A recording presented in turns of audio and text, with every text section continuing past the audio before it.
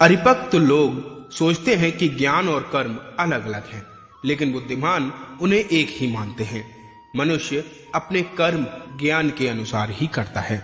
मृत्यु के समय आत्मा केवल देह त्यागती है, अपना अस्तित्व नहीं। इसलिए मृत्यु को लेकर कोई भी भय पैदा मत करो। गीता का सार यह है कि प्रत्येक प्राणी में विराजित ईश्वर को देखो और उसके अनुसार अपने कर्म करो। गीता कोई आज्ञा की पुस्तक नहीं, बल्कि विकल्पों की पुस्तक है। जब मनुष्य सांसारिक विषयों के बारे में सोचता है तो आसक्ति पैदा होती है।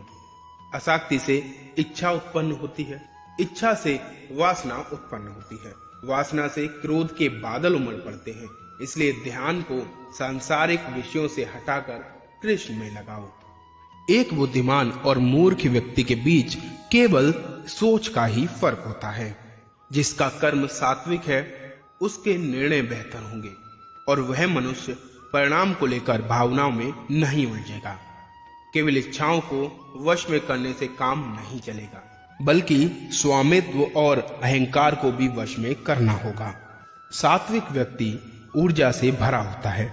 उसका मन शांत, साधन संपन्न, दयालु और निस्वार्थ और जागरूक होता है। जो बिना मेहनत के बहुत कुछ हासिल कर लेता है, एक समय वह सबसे बड़ा पंगु बन जाता है। मनुष्य अपने भाग्य को अपने हाथ में ले सकता है। वह अपने कर्म के प्रति जिम्मेदार। अगर किसी भी तरीके से वह अपने कर्मों का नियंत्रण करना सीख जाए तो भाग्य उसके नियंत्रण में आ जाएगा। कृष्ण की छवि अनिवार्य रूप से सभी मानव जाति में पाई जाती है। कृष्ण सभी के पास संपूर्ण रूप से स्थित है, क्योंकि कृष्ण की छवि ही पूरे मानव जात का स्रोत है। सुख 3 प्रकार के होते हैं। निरंतर प्रयास से मिलने वाला सुख, इंद्रियों से मिलने वाला सुख, तामसिक सुख। गीता स्वयं के भीतर का युद्ध है, जहां आत्मनिर्भरता के लिए संघर्ष किया जाता है। कृष्ण ने गीता में कहा है, मृत्यु के समय जो मन में रहता है उसी से मृत्यु का स्थान तय होता है। जो मृत्यु के समय कृष्ण का स्मरण करते हैं, निश्चित ही वो कृष्ण के पास ही जाते हैं। इस पर कोई भी संदेह नहीं है। कृष्ण ने यह भी कहा है कि मेरा अंश सभी में समान रूप से विद्यमान है, इसलिए सभी एक ही हैं। मनुष्य को निडर, शुद्ध और आध्यात्मिक बनना चाहिए। जीवन का आनंद लो, उदार दिल से बातें करो, किसी पर क्रोध मत करो, किसी का अहित मत सोचो और सभी से सद्भाव के साथ पेश आओ। कर्म का नियम कहता है कि प्रत्येक घटना का एक कारण और एक प्रभाव होता है। समान रूप से किए गए कार्य के परिणाम अलग अलग हो सकते हैं। यह केवल इस बात पर निर्भर करता है कि वह कर्म करता किस प्रकार है। तुम्हारी अधूरी इच्छाएं तुम्हारी खुशी को मार देती हैं। इसलिए इच्छाओं की कमी एक खुशी की कुंजी है। सबसे बड़ा हथियार समय है। समय सब कुछ मार देता है। शांत मन, नम्रता, संयम और पवित्रता मन के अनुशासन है।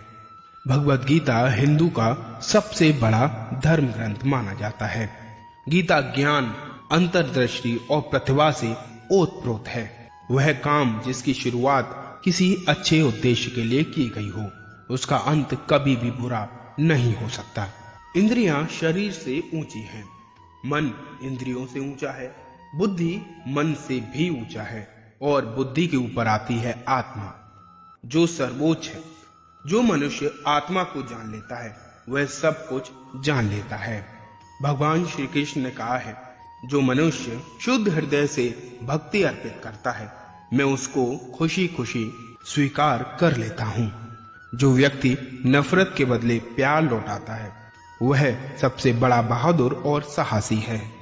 एक ही समय में 2 विचारों को लेकर चलने वालों के लिए सुख का कोई भी मार्ग नहीं है। जो सदा संदेह करता है, उसका इस संसार में होना सार्थक नहीं है। थोड़ा थोड़ा करके धैर्य और बार बार प्रयास से आप अपने मन को नियंत्रण में कर सकते हैं। डर वास्तविक नहीं है, क्योंकि डर की कोई वजह ही नहीं होती। जिसको तुमने वजह मान लिया है वह निरर्थक है। मनुष्य स्वयं अपना मित्र और शत्रु भी स्वयं ही होता है। प्रयास कभी भी बेकार नहीं जाता है, ना ही कभी असफलता होती है। एक छोटा कदम भी इंसान को आध्यात्मिकता के मार्ग पर आगे बढ़ाती है। कृष्ण ज्ञान है, केवल वही ज्ञान की वस्तु है और वही ज्ञान का लक्ष्य भी है। शांत मन से मौन होकर कुछ क्षणों के लिए आपको कृष्ण की आंखों में देखना होगा। जब एक बार कृष्ण की आंखें आपको अंदर खींच लेंगी तो आप बाहर ही नहीं आ सकते। एक बार में कृष्ण के सामने श्री कृष्ण ने अर्जुन से कहा था, मनुष्य के जीवन में विशेष रूप से कोई संकट आता है तो उसकी आत्मा की परीक्षा होती है। ये संकट सिर्फ उसकी शक्तियों को परखने और उसकी उन्नति के लिए होता है। इसलिए संकट का सामना हिम्मत से करो और अपने कर्तव्य को निभाते रहो। प्रभु हमेशा तुम्हारे साथ है और वो तुम्हें सही राह दिखाएंगे। मैं हमेशा समय का महत्व समझो, समय कभी रुकता नहीं है, वो हमेशा आगे बढ़ता रहता है। इसलिए हर पल को सही तरीके से इस्तेमाल करो और अपने कर्तव्य का निर्वाह करो। समय के साथ चलना सीखो और समय को अपने साथ चलाओ। प्रभु तुम्हारे समय को निर्धारित करते हैं